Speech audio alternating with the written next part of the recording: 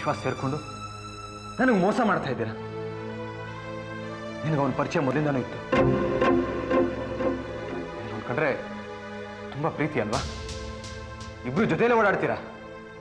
ಅದಕ್ಕೆ ಚಾನೆಲ್ನಲ್ಲಿ ನನಗೆ ಕೆಲಸ ಸಿಗ್ದಿರಾಗ ಮಾಡಿದೆ ನೀನು ಅಲ್ವಾ? ವಿನೋದ್, ನೀನು ನನ್ನ ಮಿಸ್ಟೇಕ್ ಮಾಡ್ಕೊಂಡಿದ್ಯಾ. ವಿಶ್ವಾಸ್ ನನ್ನ ಹಳೆ ಪರಿಚಯವೇ ಇರ್ಬೋದು, ಅಂದು ಮಾತ್ರಕ್ಕೆ ನಮ್ಮಿಬ್ಬರ ನಡುವೆ ಪ್ರೀತಿ ಸಂಬಂಧ ಕಲ್ಪಿಸಬಾರ್ದು. ಇದು ತಪ್ಪು. ಇರೋದನ್ನ ಹೇಳಿದ್ರೆ ನೀನು ಅದನ್ನ ತಪ್ಪು ಅಂತ ಹೇಳ್ತೀಯ ಅಲ್ವಾ? ನೋಡು, ವಿಶ್ವಾಸ್ ನನ್ನ ಸುಪೀರಿಯರ್, ನಾನು ಅವರ ಸಬಾರ್ಡಿನೇಟ್. ನನ್ನ ಪ್ರಾಜೆಕ್ಟ್ ಯಶಸ್ವಿ ಆಗ್ಬೇಕಾದ್ರೆ ಅವ್ರ ಸಲಹೆ ಮಾರ್ಗದರ್ಶನ ನನಗೆ ಬೇಕು. It's my dream project. ನಾನು ಇದರಲ್ಲಿ ಗೆಲ್ಲಬೇಕು, ಹೆಸರು ಮಾಡಬೇಕು, ನನ್ನ ಟ್ಯಾಲೆಂಟ್ನ ತೋರಿಸ್ಬೇಕು. ಇದೆಲ್ಲ ಸಾಧ್ಯ ಆಗ್ಬೇಕಾದ್ರೆ ವಿಶ್ವಾಸ್ ಅವರ ವಿಶ್ವಾಸ ನಾನು ಗಳಿಸಲೇಬೇಕು.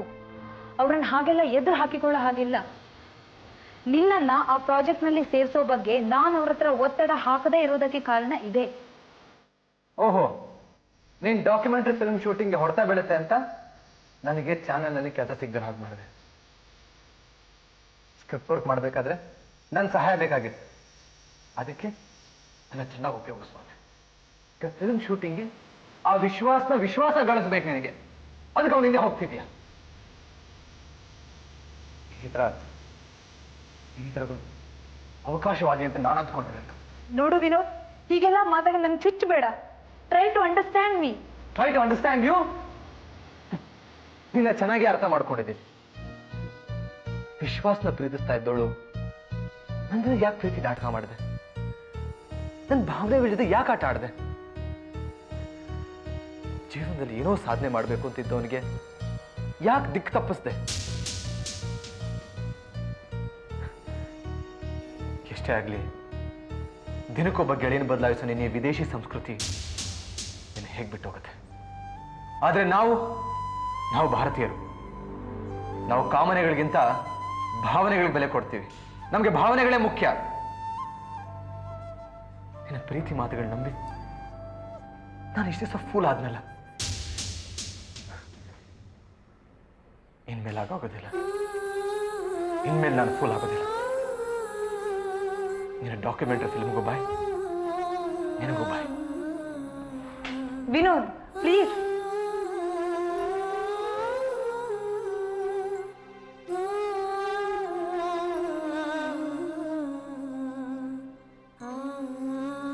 ವಿನೋದ್, ವಿನೋದ್ ಪ್ಲೀಸ್. ವಿನೋದ್, ವಿನೋದ್ ಪ್ಲೀಸ್. ವಿನೋದ್,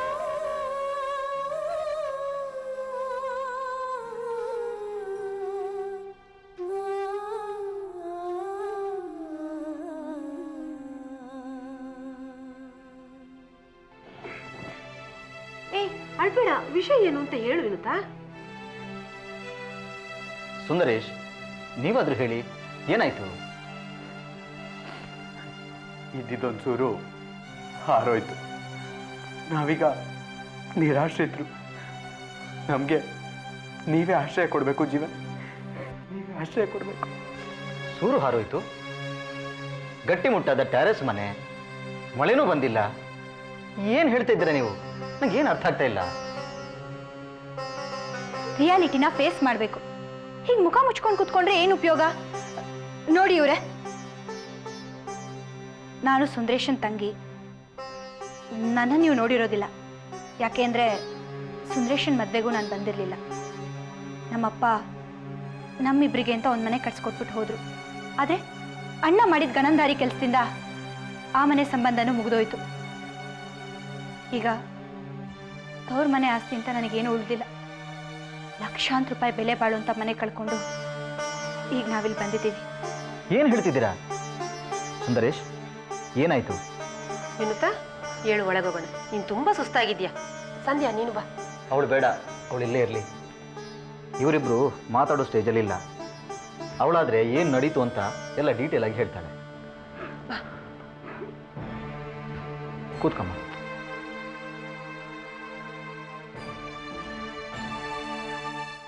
ಸಂಧ್ಯಾ, ಏನಾಯ್ತು?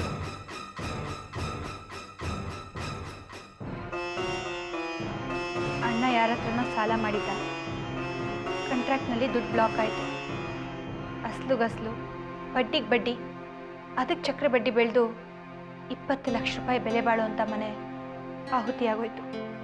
ಏನು ಮನೆ ಕೈ ಬಿಟ್ಟು ಹೋಯ್ತಾ? ಮೊದಲೇ ನಂಗೆ ಯಾಕೆ ಹೇಳಲಿಲ್ಲ? ಅಲ್ಲ ಸುಂದರೇಶ್, ಮನೆ ಅಡ ಬಿಟ್ಟು ಸಾಲ ತಗೊಂಡಿದ್ದೀನಿ ಅಂತೇಳಿ ಒಂದು ಮಾತು ನಾನಲ್ಲಿ ಹೇಳ್ಬಾರ್ದಿತ್ತ? ಎಂತ ಒಳ್ಳೆ ಮನೆ, ಎಂತ ಜಾಗದಲ್ಲಿ. ಛೇ, ಟೆಂಡರ್ ನನ್ನ ಕಡೆನೇ ಆಯಿತು. ಇದ್ಬದ್ದ ಹಣನೆಲ್ಲ ಅದ್ರ ಮೇಲೆ ಇನ್ವೆಸ್ಟ್ ಮಾಡಿ ಕೆಲಸ ಶುರು ಮಾಡಿಸ್ದೆ. ಸ್ಟೇಜ್ ಬೈ ಸ್ಟೇಜ್ ರಿಲೀಸ್ ಆಗಬೇಕಾಗಿದ್ದ ಅಮೌಂಟು ಯಾವುದೋ ಪಿತೂರಿಯಿಂದ ಹೆಲ್ಡಪ್ ಆಯಿತು. ಕೆಲಸ ಮುಗಿದ್ಬಿಡ್ಲಿ, ಕಂಪ್ಲೀಷನ್ ರಿಪೋರ್ಟ್ ಮೇಲೆ ಒಟ್ಟಿಗೆ ದುಡ್ಡು ಬಂದ್ಬಿಡುತ್ತಲ್ಲ ಅನ್ನೋ ಧೈರ್ಯದಲ್ಲಿ ಪ್ರೈವೇಟ್ ಫೈನಾನ್ಸಲ್ಲಿ ಸಾಲ ತಗೊಂಡ್ಬಿಟ್ಟೆ. ಹಿಂದೇನೆ ನೀವು ಯಾಕೆ ಹೇಳಿಲ್ಲ? ಮನೆ ಮೇಲೆ ಫೈನಾನ್ಸ್ ನಾನು ಅರೇಂಜ್ ಮಾಡ್ತಾ ಇದ್ದೆ. ಈಗ ನೋಡಿ ಏನಾಯ್ತು. ಅದಿರ್ಲಿ, ಯಾರವನು? ರೆಡ್ಡಿ ಅಂತ. ಇಲ್ಲಕ್ಕ, ಇವ್ರು ಮನೇಲಿ ಇಲ್ದೇದಾಗ ಆ ರೆಡ್ಡಿ ಮನೆಗೆ ಬಂದು ನನ್ನನ್ನು ಸಂಜೆನೂ ತಿನ್ನೋ ಹಾಗೆ ನೋಡಿ ಅಸಲು ಬಡ್ಡಿ ಹೇಗೆ ವಸೂಲಿ ಮಾಡಬೇಕು ಅಂತ ನನಗೆ ಚೆನ್ನಾಗಿ ಗೊತ್ತು ಅಂತ ಹೇಳ್ಬೋದ. ಸಂಧ್ಯಾ, ಸ್ವಲ್ಪ ಬಾಯಲ್ಲೇ. ಆಮೇಲೆ ಇವ್ರ ಮನೆಗೆ ಬಂದಾಗ ಸಂಜೆ ಸುಮ್ಮನಿಲ್ಲಾರ್ದೆ ತಕ್ಷಣ ಬಂದು ಕೆಟ್ಟ ಸೇರಿಸಿ ಹೇಳಿದ್ಲು. ಅವ್ರು ಅದೇ ಕೋಪದಲ್ಲಿ ಹೋಗಿ ರೆಡ್ಡಿನ ಚೆನ್ನಾಗಿ ಬೈಕ್ ಬಂದ್ರು. ಮತ್ತೆ ಹಾಗೆಲ್ಲ ಕೆಟ್ಟಾಗಿ ವರ್ತಿಸಿದ್ರೆ ಸುಮ್ಮನೆ ಬಿಟ್ಬಿಡ್ಬೇಕಾ? ಏನ್ ಆಂಟಿ ಕರೆದಿದ್ದು? ಸ್ವಲ್ಪ ಕಾಫಿ ತಗೊಳ್ಳೋದು.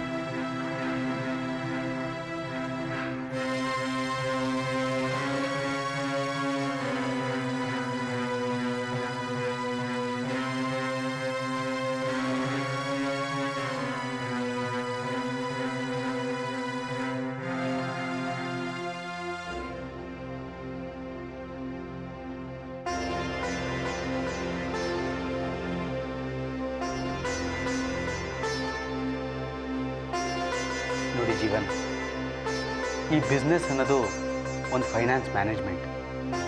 ಅಲ್ಲಿ ಕೈಯಲ್ಲಿ ಇಲ್ಲದೆ ಇರೋ ದುಡ್ಡು ಬ್ಯಾಲೆನ್ಸ್ ಮಾಡಬೇಕಾಗತ್ತೆ. ಅದೊಂದು ರೀತಿ ಚೈನ್. ಈಗ ಚೈನ್ ಬ್ರೇಕ್ ಆಗಿದೆ ಅಷ್ಟೇ.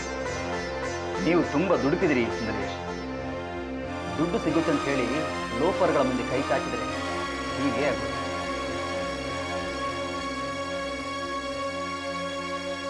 ಅವತ್ತು ನಾನು ವಿನುತಾ ನಿಮ್ಮ ಮನೆಗೆ ಬಂದಿದ್ವಿ ಈ ಕ್ರಿಟಿಕಲ್ ಸಿಚುವೇಶನಲ್ಲಿ ಹೆಲ್ಪ್ ಕೇಳಬೇಕು ಅಂತ. ಆದರೆ ನೀವು ಹೋಗ್ಲಿ ಬಿಡಿ ಜೀವನ್, ಆ ಮನೆ ಋಣ ಇದ್ದಿದ್ದೆ ಅಷ್ಟು ಅನ್ಸುತ್ತೆ. ಆದರೆ ಅವನು ಯಾವನು ಮೂರನೇ ಅವನು ಹೊಡ್ಕೊಂಡು ಹೋದ್ನಲ್ಲ. ಛೇ, ಎಂಥ ಕೆಲಸ ಮಾಡಿಬಿಟ್ರಿ. ವಿನುತಾ, ಈಗ ನಿಮ್ಮ ಮುಂದಿನ ಯೋಚನೆ ಏನು? ಗೊತ್ತಿಲ್ಲಕ್ಕ, ಒಟ್ಟಿನಲ್ಲಿ ನಾವೆಲ್ಲ ಕಳ್ಕೊಂಡು ಬೀದಿ ಪಾಲಾಗ್ಬಿಟ್ವಿ. ಮುಂದೆ ಏನ್ ಮಾಡ್ಬೇಕು ಅನ್ನೋದೇ ತೋರಿಸ್ತಾ ಇಲ್ಲಕ್ಕ. ಅದಕ್ಕೆ ನಾವೆಲ್ಲರೂ ನಿಮ್ಮ ಮನೆಗೆ ಬಂದ್ಬಿಟ್ವಿ. ನೀನು ಧೈರ್ಯ ಕಳ್ಕೊಬೇಡ, ದೇವರಿದ್ದಾನೆ, ಅವನ ಕೈ ಬಿಡಲ್ಲ. ಒಂದ್ ವೇಳೆ ಭಾವ ಏನಾದ್ರು ಅಂದ್ರೆ ಇದೇನಪ್ಪ ಎಲ್ರು ಬಂದು ಹೀಗೆ ಸೇರ್ಕೊಂಡ್ಬಿಟ್ರು ಅಂತ. ನಾನು ಅವ್ರ ಹತ್ರ ಮಾತಾಡ್ತೀನಿ, ನಮ್ಮ ಕೈಲಿ ಏನಾಗುತ್ತೋ ನೋಡೋಣ. ನಾನೊಬ್ಬ ಸಾಧಾರಣ ಬ್ಯಾಂಕ್ ನೌಕರ, ಹೇಗೆ ಸಹಾಯ ಮಾಡ್ಬೋದು ಅಂತ ನಂಗೆ ಗೊತ್ತಿಲ್ಲ. ಆದರೂ ಏನಾದರೂ ಮಾಡಲೇಬೇಕಲ್ಲ. ನೀವು ತಾನೇ ಎಷ್ಟು ದಿನ ಅಂತ ಬೇರೆಯವರ ಮನೇಲಿ ಇರ್ತೀರಾ? ಅಲ್ಲ, ನಾವು ಇಲ್ಲಿ ಇರಿ ಅಂದ್ರೂ ನೀವಿರ್ತೀರಾ? ಮೊದಲೇ ಈ ಸೂಕ್ಷ್ಮ ಗೊತ್ತಿದ್ದಿದ್ರೆ ಏನಾದರೂ ಮಾಡ್ಬೋದಿತ್ತು. ನೋಡೋಣ ಏನಾದರೂ ಮಾಡೋಕ್ಕಾಗತ್ತಾ ಅಂತ. ನಾನು ಹೋಗಿ ಅವ್ರನ್ನ ಊಟಕ್ಕೆ ಕರಿತೀನಿ.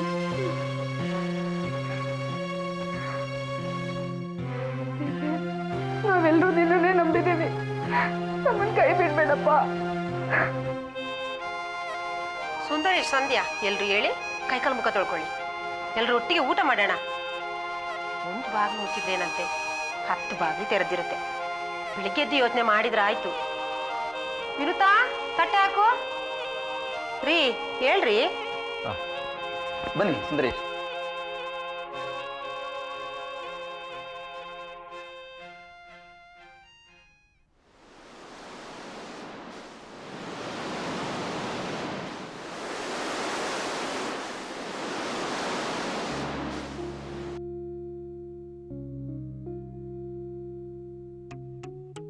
ವಿನೋದ್, ವಿನೋದ್, ಏನಯ್ಯ, ಆಗಲೇ 8 ಗಂಟೆ ಆಯಿತು. ಇಡೀ ಜಗತ್ತಿಗೆ ರೂಟೀನ್ ಲೈಫ್ ಶುರುವಾಗಿದೆ. ನೀನು ನೋಡಿದ್ರೆ ಇನ್ನೂ ಮಲಗಿದ್ಯಾ? What is this? ಬಂದು 4 ದಿವಸ ಆಯಿತು, ಉಭ ಇಲ್ಲ ಶುಭ ಇಲ್ಲ. ಏನೋ ಓದ್ತಿರ್ತೀಯ, ತಡವಾಗಿ ಮಲಗ್ತೀಯ. ಅಲ್ಲ ಅರ್ಧ ರಾತ್ರಿ ಅವ್ರಿಗೆ ಯಾಕೆ ಓದ್ತಾ ಇರಬೇಕು? ಬೇಗ ಮಲ್ಗಿ ಬೇಗ ಹೇಳೋಕ್ಕಾಗಲ್ವಾ? Early to bed early to rise ಕೇಳಿಲ್ವಾ ಮತ್ತೆ ನೀನು? ನಾನು ಬೆಳಗ್ಗೆ ಬೇಗ ಎದ್ದು ಯಾವ ಯುದ್ಧ ಗೆಲ್ಲಬೇಕಾಗಿದೆ, ಏನು ಸಾಧನೆ ಮಾಡಬೇಕಾಗಿದೆ. ನನಗೆ ಬೆಳಗಿನ ಗದ್ದಲದಲ್ಲಿ ಓದೋದಕ್ಕಿಂತ ರಾತ್ರಿಯ ನೀರವತೆಯಲ್ಲಿ ಓದೋದೇ ಇಷ್ಟ. ಹೊರಗಿನ ಗದ್ದಲ ಹೆಚ್ಚಾದಷ್ಟು ಮನಸ್ಸಿನೊಳಗಿನ ನಿಶ್ಶಬ್ದ ಹೆಚ್ಚಾಗಬೇಕು. ಗದ್ದಲಕ್ಕೆ ಕಿವುಡಾಗೋ ಮನಸ್ಥಿತಿ ಮುಖ್ಯ ಅಲ್ವಾ? ಇರ್ಬೋದು, ಆದರೆ ಆ ಗದ್ದಲದಿಂದ ದೂರ ಇರಬೇಕು ಅಂತ ತಾನೆ ನಾನು ನಿನ್ನ ಹತ್ರ ಬಂದಿರೋ. ಅಂದರೆ ನೀನು ಕೆಲಸ ಬಿಟ್ಟು ಬಂದಿದ್ಯಾ? ಯಾಕೆ ಹೀಗೆ ಓಡ್ತಾ ಇದೆಯಾ ನೀನು? ಹೊರಗಿನ ಗದ್ದಲ ಗೊಂದಲ ಯಾವಾಗಲೂ ಇರುವಂಥದ್ದೇ, ಆದರೆ ನಿನ್ನ ಮನಸ್ಸಿನೊಳಗಿರೋ ಗದ್ದಲ ಗೊಂದಲದಿಂದಾಗಿ ನೀನು ಇಷ್ಟೊಂದು ಒದ್ದಾಡ್ತಾ ಇರೋದು. ಗೊತ್ತಿಲ್ಲ ರಾಜೀವ್, ಆದರೆ ಅನಾರೋಗ್ಯಕ್ಕೆ ಸ್ಪರ್ಧೆ, ಅಕಾರಣ ಈರ್ಷೆ, ವಿಶ್ವಾಸ ದ್ರೋಹ ತುಂಬಿದ ಹೊರ ಜಗತ್ತಿನಲ್ಲಿ ನನ್ನ ಕೈಲಿ ಇರೋಕ್ಕಾಗೋದಿಲ್ಲ. ಇಲ್ಲೇ ನನ್ನ ಕರ್ಮಭೂಮಿ ಅನ್ನಿಸ್ತಾ ಇದೆ. ಇಲ್ಲ ಅಂದರೆ ಮೋಸ, ವಂಚನೆ, ಸುಳ್ಳು ತಿಳಿದ ಮಕ್ಕಳ ಜೊತೆ ಕಾಲ ಕಳೆಯೋದು ಸರಿ ಅನ್ನಿಸ್ತಾ ಇದೆ. ಇಲ್ಲಿ ಪರಸ್ಪರ ಕಾಲಿಳಿ ಆಟ ಇರೋದಿಲ್ಲ. ವಿಶ್ವಾಸ ಅನ್ನೋದು ವಿಷ ತುಂಬಿದ ಬಲೂನ್ ಆಗಿರೋದಿಲ್ಲ. ನೀನು ಸ್ಕೂಲ್ ಮಕ್ಕಳಿಗೆ ಪಾಠ ಹೇಳ್ಕೊಂಡು ಇಲ್ಲೇ ಇದ್ಬೇಡ ಅಂತಿದ್ದೀನಿ. ಹೌದು, ಆ ಅಂತರಾಜ್ ಜೊತೆ ಡಾಕ್ಯುಮೆಂಟ್ರಿ ಫಿಲ್ಮ್ ವರ್ಕಿಗೆ ಅಂತ ಹೋಗಿದ್ಯಲ್ಲ, ಏನಾಯ್ತು ಆ ಪ್ರಾಜೆಕ್ಟು? ಆ ಪ್ರಾಜೆಕ್ಟ್ ನಡೀತಾ ಇದೆ, ಆದರೆ ಅದನ್ನು ನಾನಿಲ್ಲ ಅಷ್ಟೇ. ಅದು ಯಾವುದೂ ನನ್ನ ಫೀಲ್ಡ್ ಅಲ್ಲ ಅಂತ ಈಗ ನನಗೆ ಗೊತ್ತಾಗ್ತಾ ಇದೆ. ಪಾಠ ಮಾಡೋದೇ ನನ್ನ ವೃತ್ತಿ. ಮಕ್ಕಳ ಜೊತೆ ಮಗುವಾಗಿ ನಿಷ್ಕಲ್ಮಶ ಪ್ರೀತಿಯ ಹೊಸ ಬದುಕಿಗೆ ಅವ್ರನ್ನ ತಯಾರು ಮಾಡೋಣ ಅಂತಿದ್ದೀನಿ. ಜೀವನೋತ್ಸಾಹ ಕಳ್ಕೊಂಡವನ ಹಾಗೆ ಮಾತಾಡ್ತಾ ಇದ್ದೀನಿ ನೀನು. ಜೀವನೋತ್ಸಾಹ ಕುಗ್ಸೋವಂಥ ವಾತಾವರಣದಲ್ಲಿ ನಾನು ಇನ್ಯಾವ ಥರ ಇರೋಕ್ಕಾಗತ್ತೆ ಹೇಳು? ದೊಡ್ಡವರು ಪ್ರಿಫರೆನ್ಸಸ್ಸೇ ಬೇರೆ ಇರುತ್ತೆ ರಾಜೀವ್. ಅವರು ಭಾವನೆಗಳಿಗಿಂತ ಮೆಟೀರಿಯಲ್ ಪ್ರಾಫಿಟ್ಸ್ಗೆ ಹೆಚ್ಚಿನ ಪ್ರಾಶಸ್ತ್ಯ ಕೊಡ್ತಾರೆ. ಮನುಷ್ಯನ ಸಂಬಂಧಗಳ ಸಮಾಧಿಯ ಮೇಲೆ ಯಶಸ್ಸಿನ ಸೌಧಗಳನ್ನ ಕಟ್ತಾರೆ. ಅಂತ ಉಸಿರುಗಟ್ಟಿಸೋ ವಾತಾವರಣದಲ್ಲಿ ನನ್ನ ಕೈಲಿ ಇರೋಕ್ಕಾಗಲ್ಲ. ಸರಿ, ಒಪ್ಪದೆ. ನಿಂಗಿನ್ನೂ ಆದರ್ಶದ ಜ್ವರ ಇಳಿದಿಲ್ಲ, ಇಳಿಯೋದು ಬೇಡ. ಆದರೆ ಅಂತರ ಬಗ್ಗೆ ಏನೇನೋ ಹೇಳ್ತಾ ಇದ್ದೆ. ಅವಳು ಹಾಗೆ ಮಾತಾಡ್ತಾಳೆ, ಹೀಗೆ ಹೇಳ್ತಾಳೆ, ಅಂಡರ್ಸ್ಟ್ಯಾಂಡಿಂಗ್ ಇರೋಳು, ಅವಳು ನಿನ್ನನ್ನು ಮೆಚ್ಚಿದಾಳೆ, ಹಾಗೆ ಹೀಗೆ ಅಂತ. ಎಲ್ಲಿ ಅವಳ ಬಗ್ಗೆ ಈಗ ನೀನು ಮಾತಾಡ್ತಾ ಇಲ್ಲ? ಮಾತಾಡೋದಕ್ಕೆ ಏನು ಉಳಿದಿದೆ? ನನಗೆ ಹಲ್ಲುಜ್ಕೊಂಡು ಮುಖ ತೊಳ್ಕೊಂಡು ಬರ್ತೀನಿ. ಒಂದು ದೊಡ್ಡ ಕಾಫಿ ಸಿಗತ್ತಾ? ಏಯ್, ಯಾಕೋ ಸಿಗತ್ತಾ ಅಂತ ಕೇಳ್ತಾ ಇದೆಯಾ? ನೀನು ಬೇಗ ರೆಡಿ ಆಗಪ್ಪ, ನಾನು ಕಾಫಿ ಮಾಡ್ತಾನೆ ಕೊಡ್ತೀನಿ.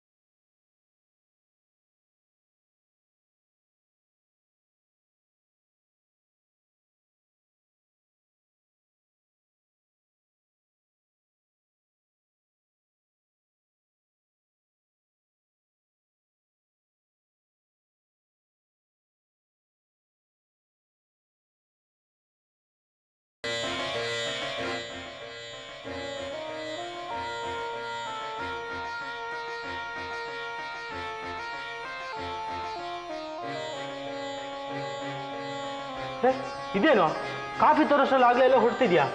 ಹೊರಡೆ ಸ್ವಲ್ಪ ಕೆಲಸ ಇದೆ, ಯಾರೊಬ್ರು ನೋಡ್ಬೇಕಾಗಿ. ಕೆಲಸನಾ?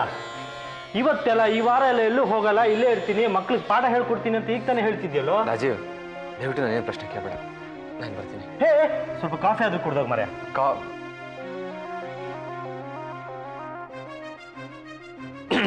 ಯಾಕೋ, ಏನೋ ಸಮಾಚಾರ? ಯಾಕೆ ಈಗ ಚಡ್ಪಡಿಸ್ತಾ ಇದೆಯಾ? ನಾನು ಯಾರೋ ಒಬ್ಬರ ನೋಡಬೇಕಾಗಿದೆ. ಅವ್ರನ್ನ ನೋಡದೇ ಇದ್ರೆ, ಅವ್ರ ಜೊತೆ ಮಾತಾಡದೇ ಇದ್ರೆ ನನಗೆ ಇರೋಕ್ಕಾಗಲ್ಲ. ನಾನು ಬರ್ತೀನಿ.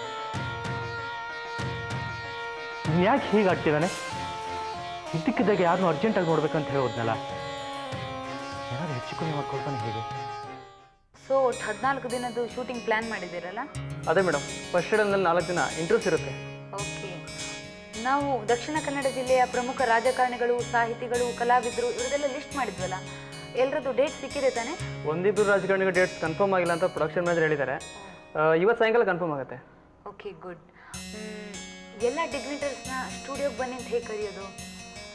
ಕೆಲವ್ರಿಗೆ ಏಜ್ ಆಗಿರುತ್ತೆ, ಕೆಲವ್ರಿಗೆ ಟೈಮ್ ಇರಲ್ಲ. ಅಂಥವ್ರ ಮನೆಗೆ ಹೋಗಿ ಶೂಟ್ ಮಾಡ್ಕೊಳ್ಳಿ.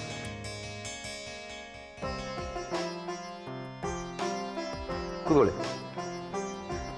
ಆದರೆ ಸರ್ ಆಡಿಯೋ ಸಾಮಾನ್ಯ ಅಂತ ಗಣ್ಯ ವ್ಯಕ್ತಿಗಳ ಮನೆ ಟ್ರಾಫಿಕ್ ಇರೋ ಜಾಗದಲ್ಲಿ ಇರೋದಿಲ್ಲ.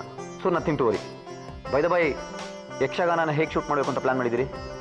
ಸೆಕೆಂಡ್ ಶೆಡ್ಯೂಲ್ನಲ್ಲಿ 2 ದಿನ ಯಕ್ಷಗಾನ ಬರೋಣ ಶೂಟ್ ಮಾಡಬೇಕು. ಹಾಗೆ ಮಾಡೋದು ಸ್ವಲ್ಪ ಕಷ್ಟ ಆಗುತ್ತೆ.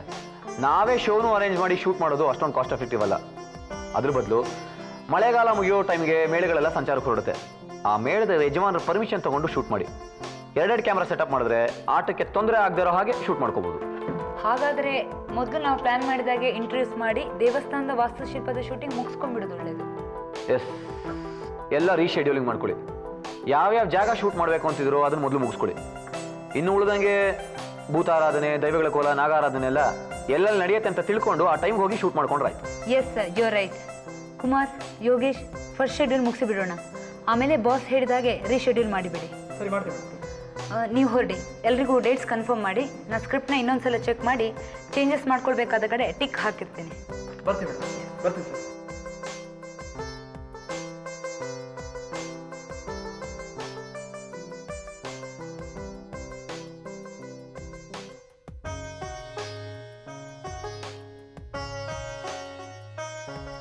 Hello sir. ಹಲೋ, ಅಂತರ ಇಲ್ವಾ? ಇದ್ದಾರೆ ಸರ್, ಒಳಗಡೆನ ಸ್ಕ್ರಿಪ್ಟ್ ಚೆಕ್ ಮಾಡ್ತಿದ್ದಾರೆ. ವಯಸ್ಸಿ ಹೇಗಿದ್ದೀರಿ ಸರ್? ನಾನು ಚೆನ್ನಾಗಿದ್ದೀನಿ. ನೀವು ಈ ಪ್ರಾಜೆಕ್ಟ್ನಲ್ಲಿ ಇರಬೇಕಾಗಿತ್ತು ಸರ್. ನಾನು ಕೆಲಸ ಮಾಡಿಕೊಟ್ಟಿದ್ದೀನಿ, ಇನ್ನೇನಿದು ನಿಮ್ಮ ಕೆಲಸ. ಆದರೂ ನೀವು ಇರಬೇಕಾಗಿತ್ತು ಸರ್. ಹೋಗಲಿ ಬಿಡಿ, ಈಗ ವಿಷಯಕ್ಕೆ. ವಿಶ್ವಾಸ್ ಮತ್ತು ಅಂತರ ಒಳಗಡೆ ಏನೋ ಡಿಸ್ಕಷನ್ ಮಾಡ್ತಿದ್ದಾರೆ. ಹೌದಾ? ನೀವು ಒಳಗಡೆ ಹೋಗಿ ಸರ್. ಸರಿ, ಅವಾಗ ನೋಡ್ತೀನಿ. ಓಕೆ, ಬರ್ತೀವಿ, ಸಿಗೋಣ. ಬಾಯ್. ಸ್ಕ್ರಿಪ್ಟ್ನ ಚೆಕ್ ಮಾಡೋ ಅಗತ್ಯ ಇಲ್ಲ ಅಂತರ, ಅದ್ರ ಬಗ್ಗೆ ಮಾತಾಡೋದು ಬೇಕಿಲ್ಲ. ಆದರೆ ನಾನು ನಿನ್ನ ಹತ್ರ ಒಂದು ವಿಷಯ ಮಾತಾಡಬೇಕು. ಯಾವ ವಿಷಯ ಸರ್? ನೋ ಸರ್, ಓನ್ಲಿ ವಿಶ್ವಾಸ್. ಯಾವತ್ತೂ ಇಲ್ದಿರೋಳು ಅದೇನು ಈಗ ಸರ್ ಅಂತ?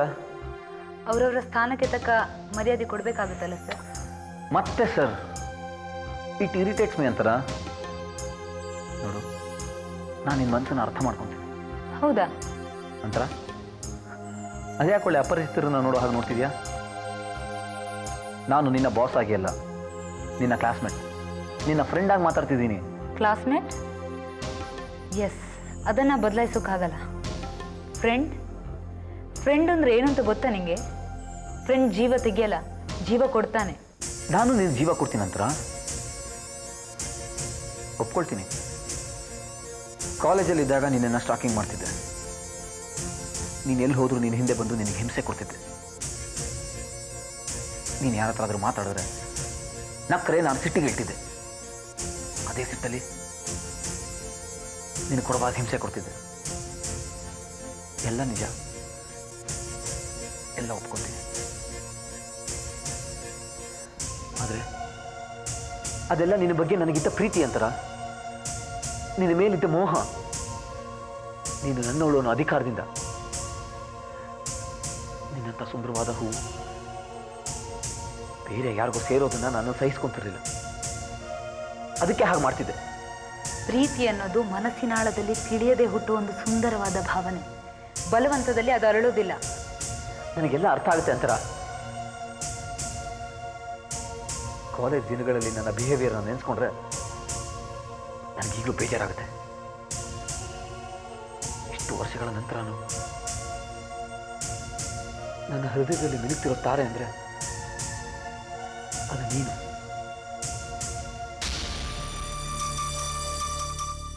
ಎಸ್, ನೀನು ಅಂತರ